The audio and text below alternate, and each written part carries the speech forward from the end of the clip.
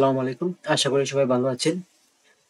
তো আমরা আগে মাউস কিবোর্ড নিয়ে আলোচনা করেছিলাম। এখানে সেকশন আছে ২ টা বলেছিলাম কিবোর্ড সেকশন এবং মাউস সেকশন।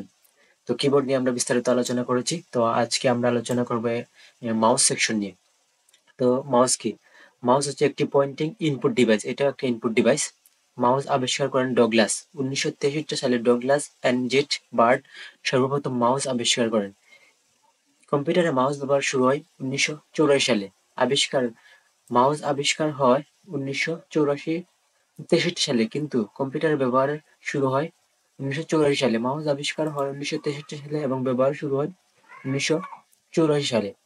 মাউস এর কার্সরকে বেলিন কিং বলে। এই যে কার্সর, এই যে মাউসের কার্সর, এই যে আমি নাড়াচাড়া করছি, এই কার্সরকে বলা হয় বেলিন কিং। এই কার্সরকে বলা হয় বেলিন কিং। মাউস এর আদর্শ মাউসের বাটন সংখ্যা ৩টি। আদর্শ মাউসের বাটন সংখ্যা ৩টি। একটা হচ্ছে লেফট বাটন, আরেকটা হচ্ছে রাইট বাটন, আরেকটা হচ্ছে স্ক্রল বাটন, যেটা চাকার মতো, যেটা এটাকে বলা হয় স্ক্রল বাটন।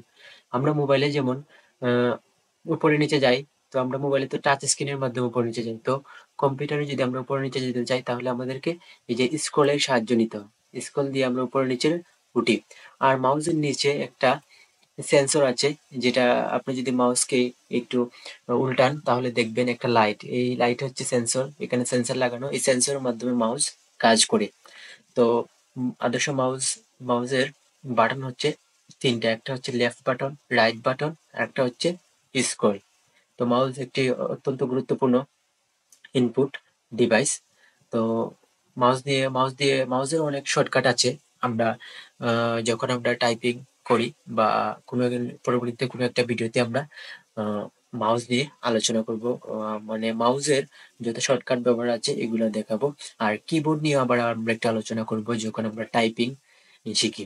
তো টাইপিং এর ভিডিও আমরা পরবর্তীতে দেওয়ার চেষ্টা করব। আশা করি সাথেই থাকবেন। আসসালামু আলাইকুম।